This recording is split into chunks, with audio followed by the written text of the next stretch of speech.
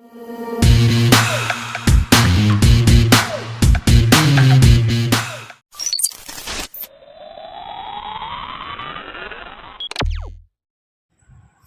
Friends, எல்லோரும் எப்படி இருக்கீங்க? நல்லா இருக்கீங்களா?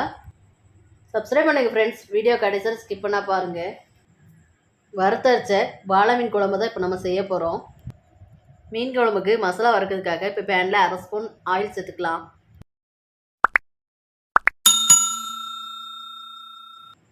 ஆயில் நல்லா ஹீட் ஆனால் 15 வரமிளகாய் சேர்த்து வறுத்துக்கலாம். வரமிளகாய் சின்னதாக இருக்கிறதுனால நான் 15 போல் சேர்த்துருக்குறேன். உங்களுக்கு எந்த அளவுக்கு தேவையோ அந்த அளவுக்கு நீங்கள் சேர்த்துக்கோங்க. வரமிளகா நல்லா வறுபட்டு நல்லா சிவந்து வந்துருச்சு. அடுத்ததாக 3/4 மூடி தேங்காவை கூடயே சேர்த்து வறுத்துக்கலாம்.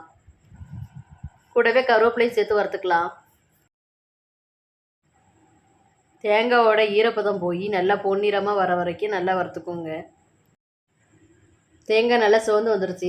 இப்போ அது கூட 4 ஸ்பூன் மல்லிப்பொடி சேர்த்து வறுத்துக்கலாம். மல்லிப்பொடியை பொறுத்த வரைக்கும் நம்ம கடையில் வாங்கி செய்கிறதோட நம்ம வீட்டிலேயே வாங்கி வறுத்து திரிச்சு குழம்பு வச்சோன்னா அவ்வளோ டேஸ்ட்டாக இருக்குங்க குழம்பு. நான் வீட்டிலே வறுத்து திரிச்ச மல்லிப்பொடி தான் சேர்த்துருக்குறேன். நான் மல்லிப்பொடியை பெரும்பாலும் கடையில் வாங்க மாட்டேன். நீங்களும் இந்த மாதிரி வறுத்த அரைச்சி மீன் குழம்பு செஞ்சு பாருங்கள், டேஸ்ட்டு சூப்பராக இருக்கும். இப்போ நம்ம வறுத்த மசாலாவை மிக்ஸி ஜாரில் எடுத்துக்கலாம். இந்த மசாலா கூட 1/2 ஸ்பூன் மிளகு சேர்த்துக்கலாம். கூடவே 25 சின்ன வெங்காயம் சேர்த்து தேவையான தண்ணியும் ஊற்றி நல்லா மை போல் பேஸ்ட்டாக அரைச்சிட்டு வந்துடலாம்.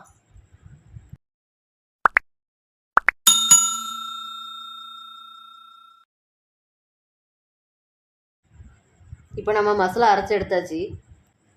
இப்போ மீன் குழம்பு செய்யறதுக்காக ஒரு மண் சட்டி எடுத்து அதில் அரைச்ச மசாலா பேஸ்ட்டை சேர்த்துக்கலாம்.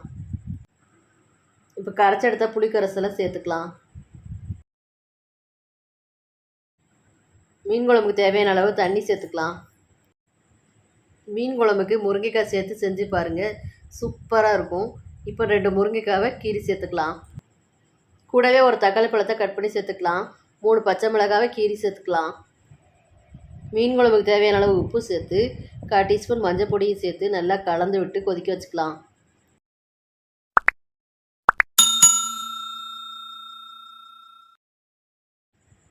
புளியோட பச்சை வாசனை போகிற அளவுக்கும் முருங்கைக்காய் நல்லா வெந்து வர வரைக்கும் குழம்பு நல்லா கொதிக்க வச்சுக்கலாம். குழம்பு நல்லா கொதி வந்துருச்சு. இப்போ மீன் குழம்புக்கு தாளிப்பு கொடுத்துக்கலாம். இந்த குழம்பு கொதிக்கும் போதே எண்ணெய், கடுகு, சின்ன வெங்காயம், கருவேப்பிலை எல்லாம் சேர்த்து தாளிச்சுக்கலாம்.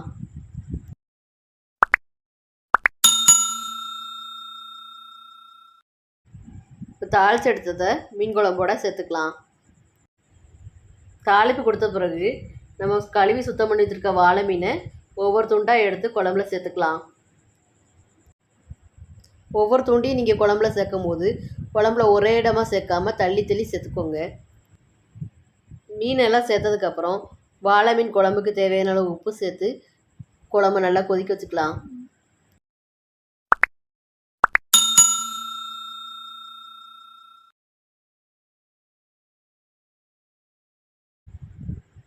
மீன் நல்லா வெந்து வந்த பிறகு குழம்புல ஓரத்தில் நல்லா எண்ணெய் கசிஞ்சு வரும். அந்த நேரத்தில் நம்ம குழம்பை இறக்கிக்கலாம்.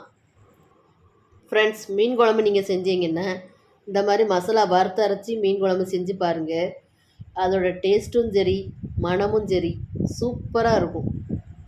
மீன் குழம்புல முருங்கைக்காய் சேர்த்து அதுவும் மண் சட்டியில் நீங்கள் செஞ்சீங்கன்னா மணமும் டேஸ்ட்டும் சூப்பராக இருக்கும். ஃப்ரெண்ட்ஸ், லைக் பண்ணுங்கள், கமெண்ட் பண்ணுங்கள், ஷேர் பண்ணுங்கள். மறக்காமல் சப்ஸ்கிரைப் பண்ணுங்கள். பக்கத்தில் இருக்க பெல் ஐக்கானை கிளிக் பண்ணுங்கள். தொடர்ந்து சப்போர்ட் பண்ணுங்கள். Thank you friends.